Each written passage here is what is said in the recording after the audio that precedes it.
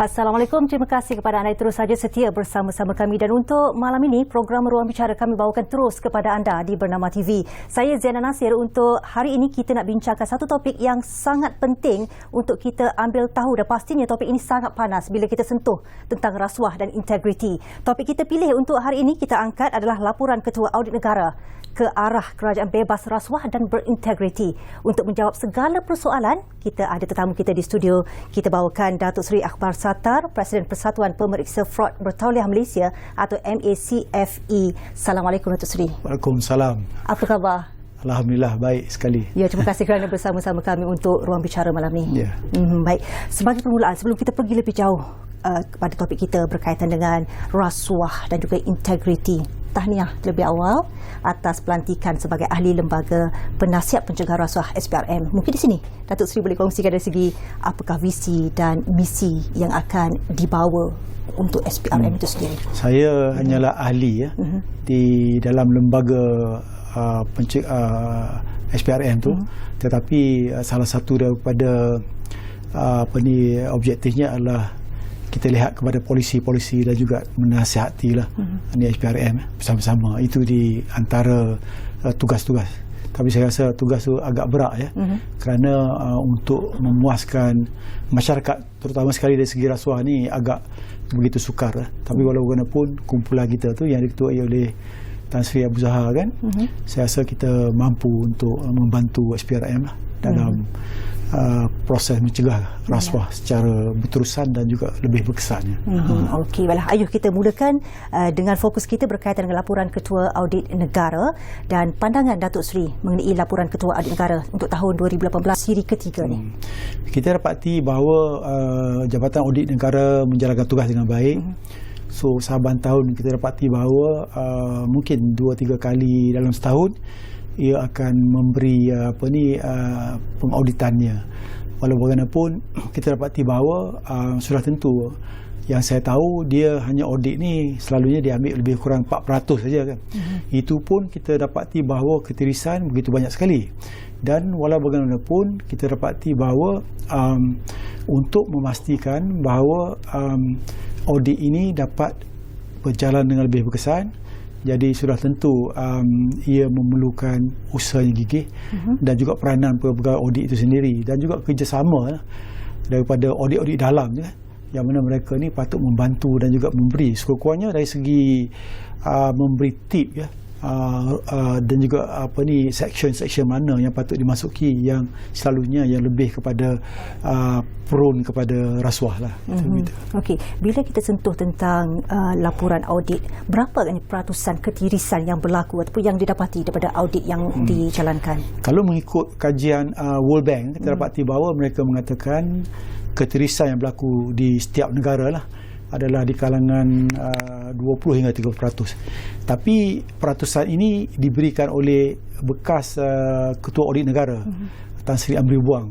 Beliau sendiri mengatakan bahawa ketirisan dan juga dari segi fraud kita hilang lebih kurang 30%. Jadi ini merupakan satu jumlah yang besar jika kita bandingkan dengan bajet yang dikeluarkan oleh yang ada pada negara kita. Peratusan cukup besar, 30%. Jadi bagaimana cara untuk kita nak atasi perkara ini supaya tidak berlaku lagi untuk tahun-tahun ke depan?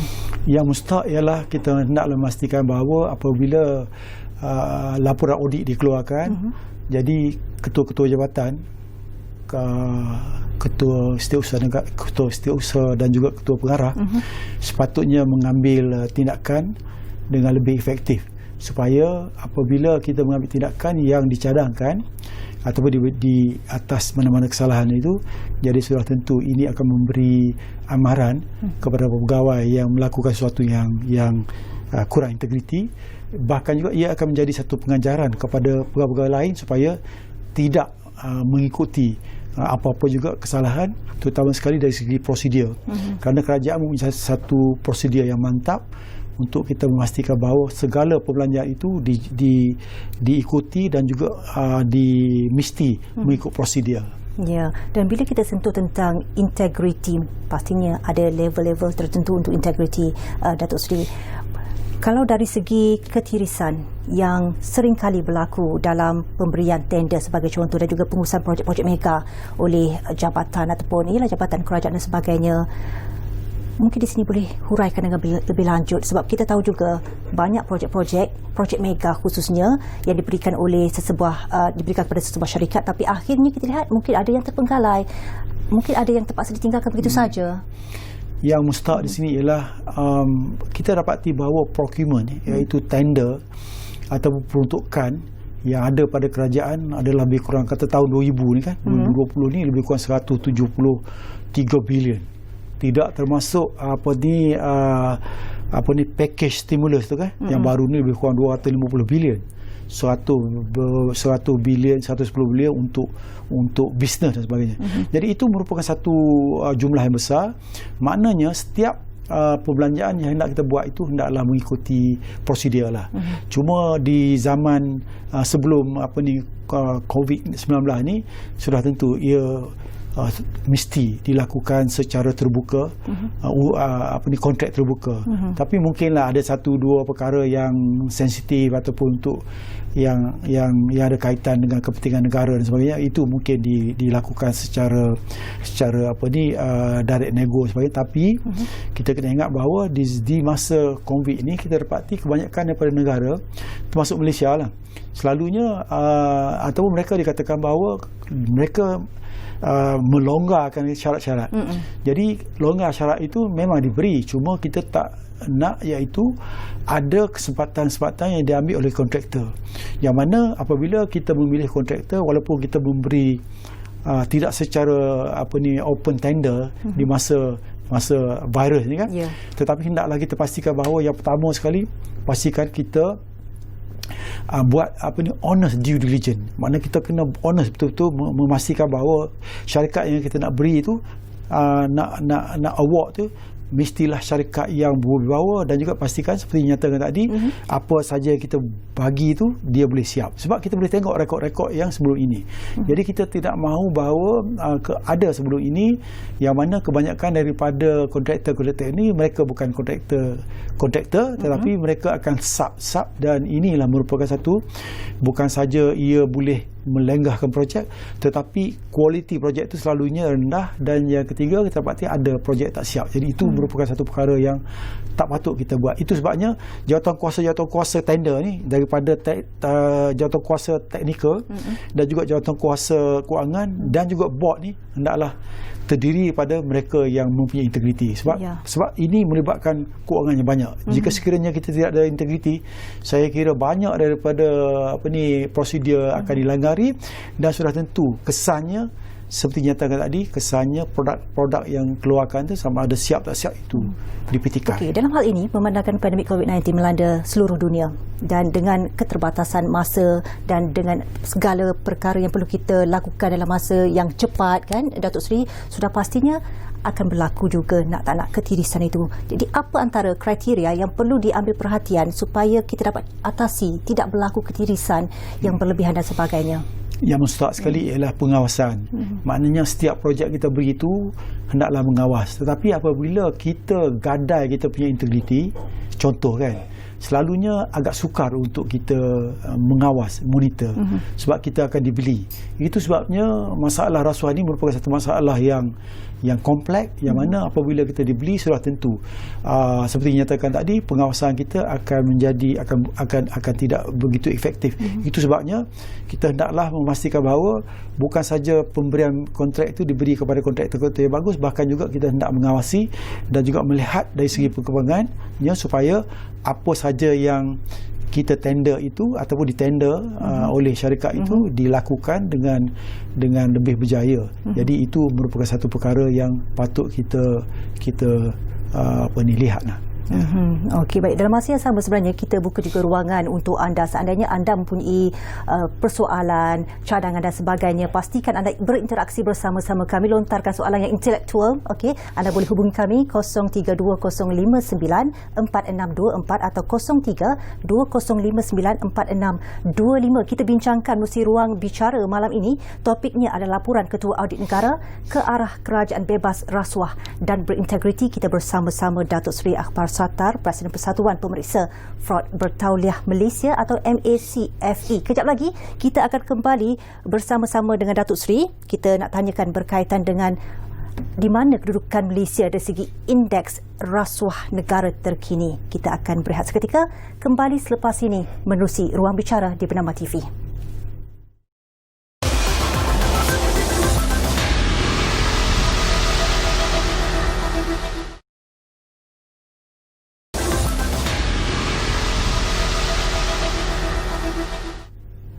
Ya, kembali bersama-sama kami mesti program Ruang Bicara langsung kepada anda di Bernama TV. Saya Zainal Nasir.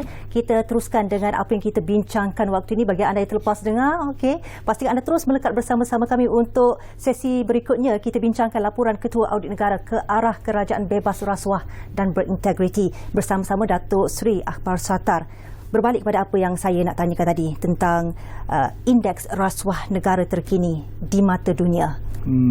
Kalau kita ikut indeks persepsi rasuah 2018 yang dilancarkan pada bulan 2 dahulu, kita dapati bahawa kita telah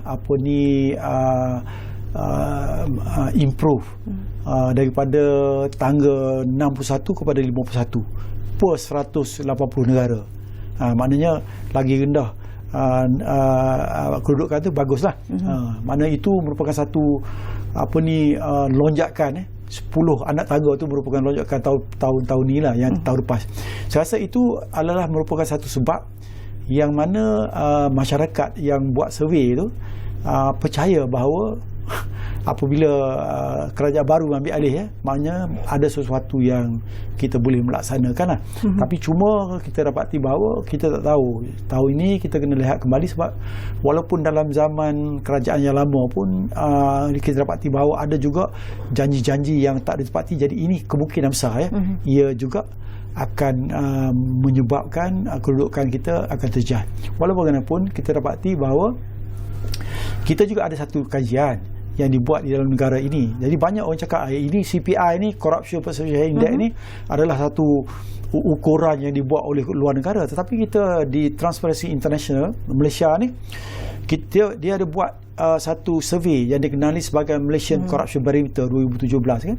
Dan kita dapati bahawa 39% daripada rakyat kita, daripada kampung, daripada bandar ni, kita tanya, mengatakan bahawa tahap rasuah kita lebih kurang gitulah 39%. Tetapi yang sakitnya ialah majoriti yang terlibat dalam rasuah ini adalah di bawah umur 35 tahun. Ini sama dengan apa tangkapan yang dibuat oleh SPRM daripada 2013 hingga 2018. Lebih kurang 5,000 orang.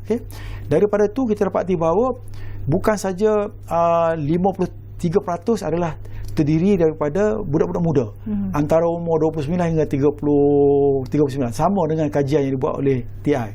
Jadi itu bukan itu saja, bahkan juga dari segi Kakatan Kerajaan daripada 2013 tu, daripada 4,000 5,000 orang tu, 44% adalah terdiri daripada pegawai kerajaan. Tinggi. Jadi agak tinggilah. Jadi itu sebabnya kemungkinan besar dengan usaha-usaha yang dilaksanakan oleh kerajaan ini, sudah tentu kita berharaplah supaya tangkapan terutama sekali di kalangan pegawai kerajaan dan juga budak muda ni yang akan menjadi pemimpin masa depan ni, nak jaga anak cucu kita ni. Kalau mereka sendiri dah rasuah sama dengan generasi kita, maka sudah tentu ini akan memberi impak tak bagus kepada negara.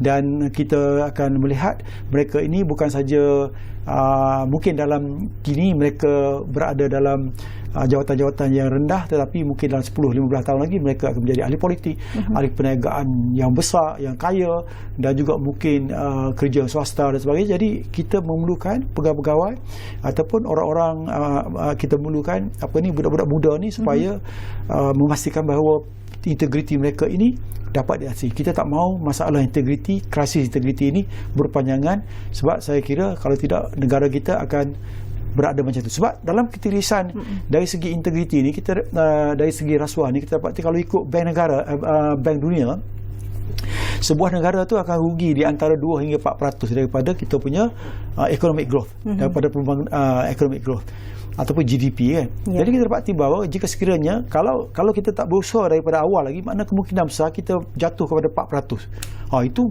mungkin tergolong lebih kurang 40 bilion, 50 bilion tu. Tapi kalau kita usaha dengan ada 3 sebab. Yang pertama, kita kena ada kita panggil iktizam politik yang ikhlas. Yang kedua, efektifnya agensi penguat kuasa SPRM. Yang ketiga, sokongan rakyat. Tiga ni mesti ada. Okey, 3 mesti ada. Kita kupas kejap lagi. Kita terima pemanggil dulu, Datuk Seri. Kita bersama-sama Farida dari Johor Bahru. Hello, Assalamualaikum Farida. Hello. Waalaikumsalam warahmatullahi wabarakatuh. Ya, Puan Farida. Halo. Halo, Waalaikumsalam warahmatullahi wabarakatuh. Teruskan. Apa soalannya? Ya. Saya nak bertanya sebagai rakyat lah. Sebagai rakyat, kami selalu menonton TV, ruang bicara, macam-macam agenda. Yang sekarang ni integriti, okey? Puan Farida, teruskan dengan soalannya. Okey. Macam mana rakyat yang muda-muda, anak-anak muda dalam jabatan kerajaan, kalau buat salah kena tangkap, kena dakwa. Tapi pemimpin besar tu semua bertahun-tahun dah menunjukkan di dalam TV macam-macam korupsi, tak diambil tindakan sampai sekarang. Rakyat macam fikir apa ni, orang bawah-bawah macam yang muda-muda ni pun kadang-kadang cakap, alah, kalau kita jangan buat ni, kata dia, orang atas buat lagi besar, kata dia. Jadi makan lagi besar. Jadi dia jadi contoh. Jadi saya harap kerajaan Malaysia ni, siapa pun pemimpin, kena ambil tindakan setiap lapisan. Jangan pandang yang tinggi, simpan. Pasal dia banyak lawyer, pada pandai, dia tak kena tangkap. Tapi kalau bawah-bawah ni semua, baru nak ambil sikit duit pun kena tangkap, masuk penjara. Pasal tak ada duit nak lawan. Ya.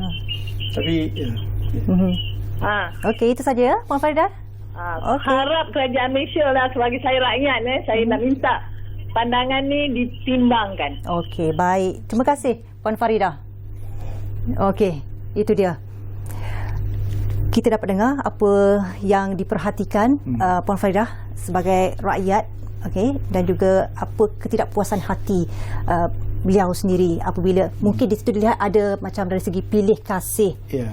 Cuma kita kena ingat dalam kes rasuah ni selalunya orang atas ni, orang kaya ni, dia pandai buat, dan dia bukan buat sendiri, dia suruh orang buat. Itu di antara dia. Yang kedua, kita dapati bahawa mereka ni mempunyai wang dan juga kuasa. Jadi selalunya mereka ni dapat mengambil peguam-peguam yang bagus. Jadi selalunya mereka kelepas. Itu di antara ini. Tapi walaupun kita kena ingat bahawa kini setahun 2 tahun lepas kita dapati bekas Perdana Menteri kita telah ditangkap dan sedang berbicarakan. Tapi cuma keputusan ni akan tak lama lagi, kan. Jadi kita akan lihat. Begitu juga yang bekas timbalan Perdana Menteri kita ada tu. Dan juga ada juga menteri-menteri lain. Jadi maknanya kita boleh dikatakan bahawa ada, cuma proses mahkamah tu mengambil masa begitu banyak sekali. Tapi sama-sama lah kita lihat, dan saya percaya bahawa SPRM ni tidak akan pilih bulu. Cuma kita kena ingat bahawa orang bawah ni dia pergi ambil dengan tak berapa smart, kan. Tapi walaupun boleh dikatakan apabila ambil sikit dan juga duit tak ada untuk bayar lawyer dan sebagainya, jadi itu lagi lebih senang untuk mereka dihadap ke mahkamah, bahkan juga dijatuh hukuman. Jadi saya berpendapat bahawa pilih kasih tidak adalah. Cuma kita kena ingat bahawa orang-orang atas ni dia smart, dia buat kerja, dia smart. Tapi walau bagaimanapun, kalau kita lihat SPRM sekarang, sepandai-pandai tupai melompat, akhirnya jatuh ke tangan juga. Jadi sama-sama kita tunggu, terutama sekali keputusan yang akan ada kepada bekas Perdana Menteri, Perdana Menteri, dan juga ahli-ahli politik lain, dan juga pegawai kanan lain, termasuk juga ialah ahli-ahli politik yang didakwa. Kalau kita melihat kepada kes-kes rasuah, integriti, boleh dikatakan hampir setiap tahun kita senantiasa dikabarkan dengan berita-berita sedemikian. Jadi apa punca utama ataupun faktor utama orang menerima rasuah dan memberi rasuah? Yang pertama, kalau ikut kajian, bukan saja luar negara, bahkan dalam negara, yang pertama ialah nak hidup mewah. Jadi mereka nak hidup mewah tapi mengambil wang secara haram lah. Jadi nak mudah. ada 3 faktor yang dikaji oleh pakar kriminologi. Yang pertama dikenali sebagai tekanan. Kan ada juga di antara kita mempunyai tekanan, banyak hutang, berjudi, minum arak sebagainya. Jadi banyak juga duit tak ada, jadi terpaksa mengambil wang. Dan ada juga kes-kes yang mana dia mempunyai masalah orang rumah. Sama ada lelaki dan perempuan, jadi orang rumah juga merupakan satu faktor yang merupakan penyebab yang mengarah ke kita dan juga menyuruh kita supaya kita terlibat dalam kegiatan rasuah kerana nak hidup lebih mewah. Yang kedua dikenali sebagai, seperti nyatakan tadi, kalau orang lain buat dia panggil rationalization tu. Seperti nyatakan tadi, maknanya kalau orang atas buat, aku buat juga. Itu merupakan satu faktor yang paling relevan kini, sebab jika sekiranya kita orang atas ni tidak menunjuk contoh yang baik dan juga mengambil rasuah, sudah tentu rakyat dan juga pegawai-pegawai lain akan mengambil tindakan, akan melakukan rasuah seperti yang kita lakukan. Yang ketiga merupakan opportunity, peluang. Jadi mereka yang berada dalam kontrak, duduk dalam segi kewangan dan sebagainya, jadi mereka ini mempunyai peluang lah. Dan satu lagi capability ni maknanya mereka mempunyai knowledge untuk mengambil wang rasuah, tetapi agak sukar untuk dikesan. Dia ada berbagai taktik dia. Dan yang kedua dia ada knowledge. Yang ketiga mereka ini mempunyai kuasa, dan sudah tentu apabila mereka terlibat rasuah, jumlahnya adalah begitu tinggi sekali. Okey. Apa cadangan dan juga langkah untuk atasi masalah rasuah dan ketirisan di negara ini, terutamanya dalam kalangan penjawat awam dan jabatan kerajaan? Cuma di sini saya nak tambah sikit. Cukup ke kuasa yang ada pada ketua audit negara? Saya rasa okey.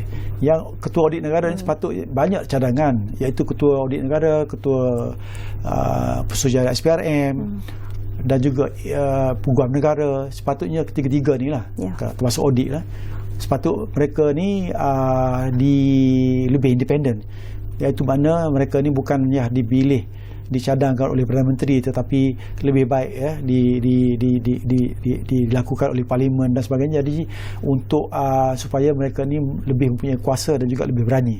Itu antara. Bukan saya nyatakan tak berani, tetapi sudah tentu sebab sebelum ini sudah berlaku kepada peguam negara kita, iaitu jika sekiranya kita tidak sukai, maka kita boleh dibuang. Jadi itu merupakan satu cadangan. Selalunya patut kita memberi keutamaan supaya transparent dari segi menjalankan tugas, dan juga kita kena ingat bahawa kadang-kadang kalau ada 3 ciri yang patut ada kepada ketua ni. Yang pertama ialah merit. Merit ni makna kita pandai bekerja lah. Yang kedua dikenali sebagai integrity. Maknanya apa yang salah dan juga apa yang salah jangan buat, apa yang tak salah apa yang betul kita buat. Satu lagi yang paling besar ialah berani kerana benar. Berani kerana benar. Tetapi antara 3 faktor ni, berani kerana benar jarang orang ada. Sebab kalau berani kerana benar ni, selalunya kalau kita melawan tauke, sudah tentu masa depan kita gelap. Tetapi kalau kita percaya kepada takdir Allah ni, seperti bekas IGP kita kan, dulu dia pun dah keluar, tetapi oleh kerana keberanian dia tu, kita dapat tiba dia mari balik. Okey, sekarang ni kita nak sentuh juga berkaitan dengan prinsip rukun negara. Memandangkan tahun ini merupakan ulang tahun rukun negara yang ke-50. Kita ambil prinsip yang pertama, kepercayaan kepada Tuhan. Kaitannya dengan integriti yang perlu ada pada dalam diri setiap rakyat Malaysia. Rukun negara yang secara pertama, ringkas, percaya kepada Tuhan. Itu merupakan satu perkara yang utama. Mana sebagai orang Islam dan juga agama lain, kalau kita percaya kepada Tuhan ni, maknanya kita tidak boleh melakukan rasuah. Jadi sudah tentu apabila kita melakukan rasuah, kita telah melanggar undang-undang. Itu merupakan satu kesalahan, bukan saja dari segi undang-undang, bahkan juga dari segi hukum Tuhan. Okey, apapun terima kasih kita ucapkan kepada Datuk Seri Akbar Sattar, Presiden Persatuan Pemeriksa Fraud Bertauliah Malaysia MACFE, untuk ruang bicara malam ini. Kalau ada ruang, ada masa, kalau rasa-rasanya memang panjang, kalau kita nak cerita tentang integriti, tentang rasuah, insya-Allah kita jemput lain kali. Boleh ya, Datuk Seri? InsyaAllah. Terima kasih banyak-banyak. Sama-sama. Okey, baiklah. Apapun terima kasih kepada anda yang terus setia bersama-sama kami di Bernama TV. Sekian dulu untuk program Ruang Bicara. Kita jumpa lagi. Assalamualaikum. Selamat malam.